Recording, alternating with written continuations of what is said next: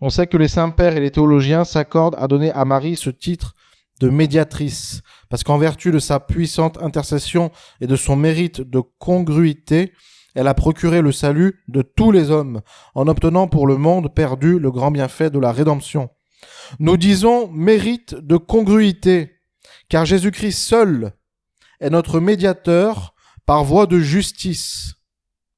Et pour parler le langage des théologiens, par mérite de condignité, ayant offert ses mérites au Père éternel, qui les accepta pour notre salut. Marie, au contraire, est médiatrice de grâce, par voie de mérite, de convenance et de simple intercession. Elle offrit ses mérites pour le salut du monde.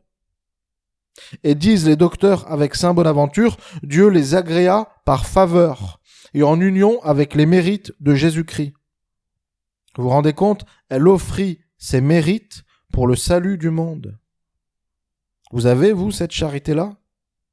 Déjà, vous, on n'a pas ses mérites, à la très sainte Vierge Marie, mais en plus, tous ces mérites, elle les a offerts à Dieu pour le salut du monde, pour toi comme pour moi.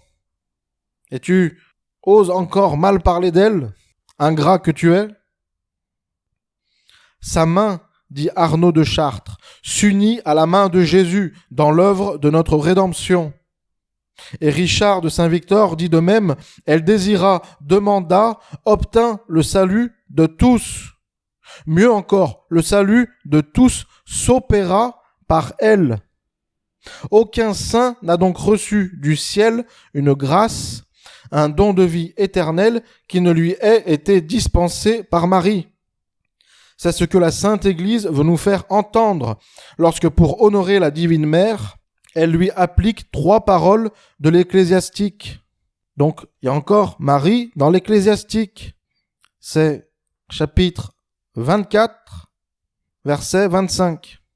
Donc, l'Ecclésiastique nous parle de Marie en disant « En moi est toute grâce de voix et de vérité. » De voix parce que Marie nous dispense toutes les grâces nécessaires pour le voyage de la vie. De vérité parce qu'elle nous donne la lumière de la vérité surnaturelle. Ensuite, cette autre parole, en moi est toute espérance de vie et de vertu. De vie parce que nous espérons obtenir par Marie la vie de la grâce ici-bas et la vie de la gloire dans le ciel. De vertu parce que par elle, on acquiert toutes les vertus et spécialement les théologales, c'est-à-dire la foi, l'espérance et la charité, qui sont les vertus principales des saints. Enfin, cette 3e parole, je suis la mère du bel amour et de la crainte et de la science et de la sainte espérance. Car Marie dispense à ses fidèles serviteurs les dons du divin amour, de la crainte filiale, de la lumière céleste et de la sainte confiance en Dieu. C'est donc l'enseignement de l'Église, conclut saint Bernard, que Marie est la médiatrice de notre salut, et il s'écrit « Exaltons l'inventrice de la grâce, la médiatrice du salut, la réparatrice de tous les siècles. Ainsi chante l'Église, ainsi m'a-t-elle appris à chanter moi-même. » L'archange Gabriel avait appelé Marie pleine de grâce. Je vous salue pleine de grâce, parce que commente saint Sophrone, patriarche de Jérusalem, la grâce qui n'est accordée aux autres qu'avec mesure lui fut donnée pleine et entière. Et cela atteste saint Basile, afin qu'elle puisse être la digne médiatrice entre les hommes et Dieu. En effet, observe saint Laurent Justinien, si la bienheureuse Vierge n'avait pas été toute remplie de la divine grâce, comment aurait-elle pu devenir l'échelle du paradis, l'avocate du monde, la parfaite médiatrice entre les hommes et Dieu? Voilà donc bien établie la preuve de notre seconde assertion. Si Marie reçut dès le principe, en qualité de future mère de notre Rédempteur, l'office de médiatrice de tous les hommes, sans en excepter les saints, il était bien nécessaire que dès le principe aussi, elle reçut une grâce supérieure à celle des saints eux-mêmes, pour qui elle devait intercéder. C'est logique. Elle est médiatrice d'intercession, elle doit intercéder pour les saints, elle doit être supérieure aux saints, en grâce. C'est tellement évident. Je m'explique plus clairement. Si Marie devait, en intercédant pour tous les hommes, les rendre agréables à Dieu, Elle avait besoin d'être elle-même plus sainte et plus chère à Dieu que tous les hommes ensemble. C'est logique. Quel moyen sans cela qu'elle pût intercéder pour tous? Il est absolument nécessaire qu'un intercesseur soit plus cher au roi que tous ses sujets pour obtenir à nous la grâce de ce prince. Si donc Marie, conclut saint Anselme, mérita de devenir la très digne réparatrice du monde perdu, c'est parce qu'elle fut la plus pure et la plus parfaite de toutes les créatures. Oui, dira quelqu'un, Marie fut la médiatrice des hommes, mais comment peut-on l'appeler aussi la médiatrice des anges? Bon nombre de théologiens soutiennent que notre Seigneur mérita même aux anges fidèles la grâce de la persévérance. S'il en est ainsi, comme Jésus fut leur médiateur par mérite de condignité, on peut dire que Marie fut leur médiatrice par mérite de congruité, en accélérant par ses prières la venue du Rédempteur. Quoi qu'il en soit, on doit dire qu'en obtenant à titre de convenance d'être choisie pour mère du Messie, elle mérita que les vides causés par la chute des démons fussent comblés, en sorte qu'à tout le moins elle mérita aux anges cette gloire accidentelle de voir leur ruine réparée. C'est, dit Richard de Saint-Laurent, à la créature angélique comme à la créature humaine que s'intéressa la Sainte Vierge. Elle releva les ruines des anges et rétablit les hommes dans les bonnes grâces de Dieu. Et saint Anselme l'avait déjà dit, par la bienheureuse Vierge, tout est rentré dans l'ordre primitif, tout a été réparé. Médiatrice du monde, mère future du Rédempteur, voilà donc ce qu'était cette céleste enfant.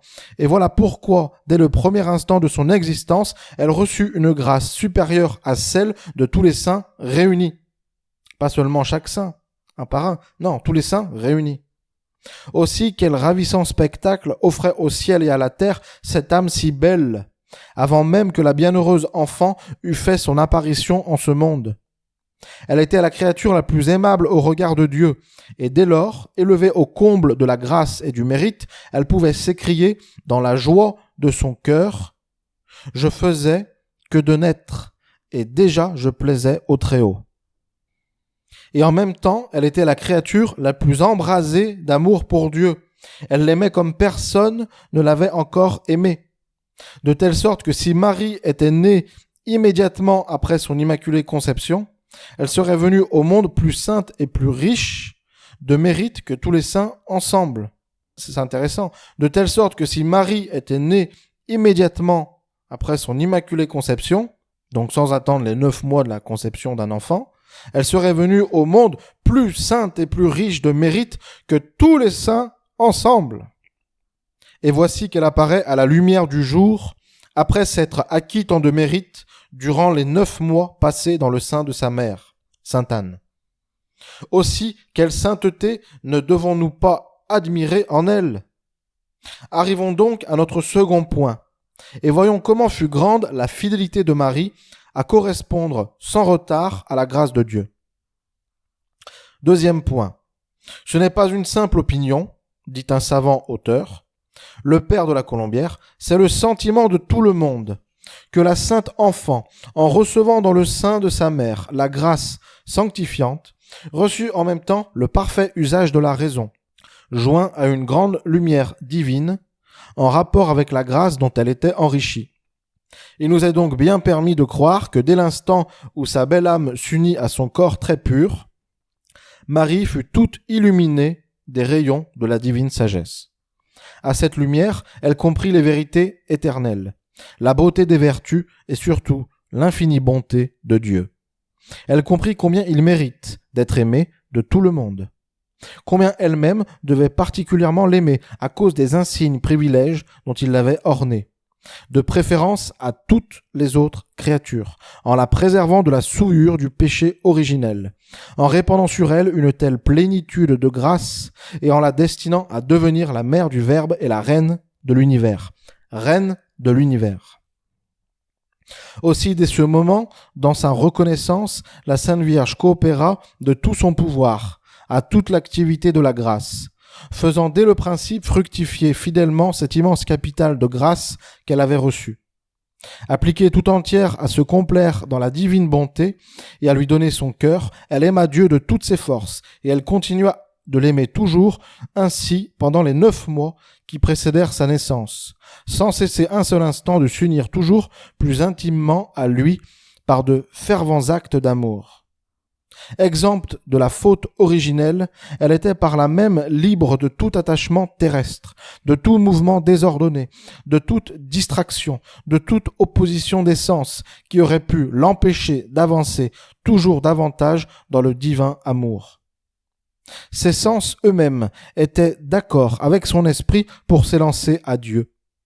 Aussi sa belle âme, délivrée de tout obstacle, ne s'arrêtant jamais, volait sans cesse vers Dieu, l'aimant toujours et toujours croissant dans son amour. Voilà le privilège d'être l'Immaculée Conception, d'être conçu sans péché, d'être conçu sans le péché originel. C'est qu'on n'a aucun obstacle pour aller à Dieu. On n'a pas la triple concupiscence de la chair, etc. Voilà pourquoi Marie dit d'elle-même « Je suis comme un platane élevé sur le bord de l'eau ». C'est dans l'Ecclésiastique, chapitre 24, verset 19. Je suis comme un platane élevé sur le bord de l'eau. Elle fut vraiment ce bel arbre planté par la main de Dieu et qui ne cessa de croître au courant des grâces divines. Je suis, dit-elle encore, comme une vigne et j'ai produit des fruits d'un parfum suave. Marie se compare à la vigne, non seulement parce qu'elle parut bien petite aux yeux du monde, mais encore parce qu'elle progressa toujours. La vigne va toujours croissant, dit le proverbe. Les autres arbres, comme l'oranger, le mûrier, le poirier, ne parviennent qu'à une hauteur déterminée. Mais la vigne ne s'arrête jamais et s'élève aussi haut que l'arbre auquel elle s'appuie. Ainsi la Sainte Vierge croissait sans cesse en perfection. Salut, lui disait saint Grégoire le thaumaturge, ô vigne toujours croissante, toujours unie à Dieu, votre unique appui. C'est bien d'elle que parlait le Saint-Esprit quand il demandait, donc dans le Cantique des Cantiques, chapitre 8, verset 5, « Quelle est celle qui monte du désert, comblée de délices, appuyée sur son bien-aimé ?» Voilà, la Sainte Vierge est dans le Cantique des Cantiques, dans l'Ancien Testament.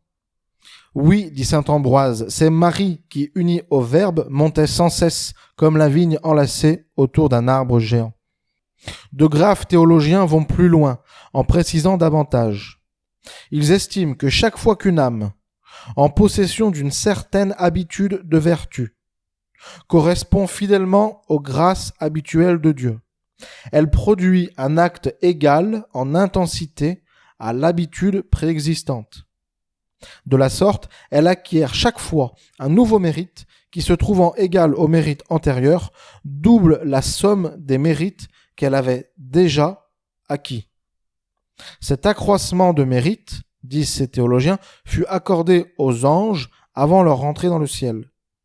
Mais si les anges eurent ce privilège, qui osera le refuser à la Sainte Vierge, soit pour tout le temps de sa vie, soit en particulier pour celui qu'elle passa dans le sein de sa mère et durant lequel sa fidélité à correspondre aux grâces de Dieu surpassa certainement celle des anges.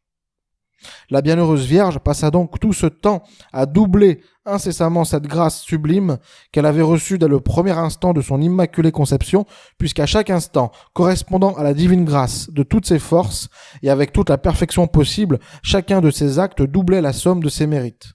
Chacun de ses actes doublait la somme de ses mérites. De sorte que si, dans le premier moment, elle avait 1000 degrés de grâce, elle en avait 2000 l'instant après. 4000 au troisième moment, 8000 au quatrième, 16000 au cinquième, 32000 au sixième. Et avec ce chiffre de 32 000, nous ne sommes qu'au sixième moment de son existence.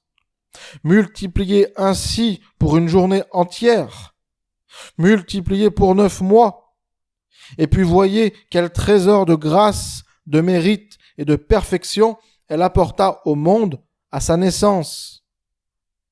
Réjouissons-nous donc avec notre petite Marie, qui naît si sainte, si pleine de grâce, si chère à Dieu. Et réjouissons-nous non seulement pour elle, mais encore pour nous, car si elle vient au monde si pleine de grâce, ce n'est pas seulement pour sa gloire, c'est aussi pour notre bien. Saint Thomas découvre en effet en Marie une triple plénitude de grâce. Elle fut pleine de grâce d'abord en son âme, parce que dès le premier instant de son existence, sa belle âme fut toute à Dieu. Elle fut ensuite pleine de grâce en son corps, afin que de sa chair très pure, elle méritât d'en revêtir le Verbe éternel. Elle fut enfin pleine de grâce pour notre immense avantage, afin de nous faire part de ses richesses, et selon l'expression de saint Thomas, pour répandre la grâce sur tous les hommes. Il y a des saints, ajoute le docteur Angélique, dont la grâce est tellement abondante qu'elle ne suffit pas seulement pour eux, mais qu'elle peut servir à sauver beaucoup d'autres encore. Mais non pas cependant tous les hommes. À Jésus-Christ seul et à Marie fut donnée une grâce assez abondante pour sauver le monde entier. Citons ses propres paroles. Le comble de la grandeur consiste à posséder une grâce qui puisse suffire au salut de tous. Et tel est le privilège de Jésus-Christ et de la bienheureuse Vierge. Aussi, ce que saint Jean dit de Jésus, nous avons tous reçu de sa plénitude, donc dans Jean chapitre 1 verset 16, les saints le disent de Marie. Écoutons saint Thomas de Villeneuve. Pleine de grâce, elle donne à tous les hommes de sa plénitude. Et saint Anselme, il n'est personne au monde à qui Marie ne fasse part de sa plénitude. Où trouver en effet dans l'univers un seul homme qui ne doive rien à sa bonté, un seul à qui ne s'étende pas sa miséricorde? Cependant, et il faut bien le remarquer, nous ne recevons pas la grâce de Marie comme de Jésus. Jésus est l'auteur de la grâce. Marie en est la dispensatrice. Jésus est notre sauveur. Marie est notre avocate. Jésus est la source. Marie est le canal. Le Seigneur, enseigne saint Bernard, a constitué Marie comme un aqueduc où sont renfermées toutes les miséricordes qu'il veut dispenser aux hommes. En elle, il a déposé la plénitude de ses grâces, afin que chacun y vienne prendre sa part des divines bénédictions. Aussi le Saint nous presse-t-il de considérer avec quel amour Dieu veut que nous honorions cette auguste Vierge, à qui il a confié ses trésors, et quelle reconnaissance nous devons témoigner à cette très aimante Reine, pour tout ce qu'il peut y avoir en nous d'espérance, de grâce, de salut.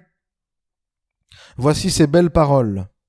Considérez avec quelle tendre dévotion Dieu veut que nous honorions Marie. Il a placé en elle la plénitude de tous les biens, afin que s'il est en nous un rayon d'espérance, une lumière de grâce, une voie de salut, nous sachions que nous en sommes redevables à la bonté de la Sainte Vierge. Malheureuse l'âme qui par sa négligence a prié Marie se ferme le canal de grâce. Lorsqu'Holoferne voulut s'emparer de Béthulie, il ordonna de couper les aqueducs. C'est dans Judith, chapitre 7, verset 6. Ainsi fait le démon pour s'emparer d'une âme. Il lui fait abandonner la dévotion à la Sainte Vierge. Et c'est pareil, il fait ça avec l'Église catholique, qui est le canal des grâces entre Dieu et les hommes. Donc Satan veut détruire l'Église catholique. C'est pour ça que tous les rites des sacrements ont été modifiés après Vatican II, pour rendre ces sacrements invalides. Il ne reste de valide que le baptême s'il est bien fait, et le mariage, puisque les ministres du mariage sont les époux. Voilà. Ainsi fait le démon pour s'emparer d'une âme. Il lui fait abandonner la dévotion à la Sainte Vierge. Ce canal, une fois fermé, l'âme perdra facilement la lumière divine, la crainte de Dieu et finalement le salut éternel. Qu'on lise l'exemple suivant, et l'on verra la bonté du cœur de Marie et la ruine à laquelle s'expose celui qui se ferme ce canal des grâces en abandonnant la dévotion envers la Reine du ciel.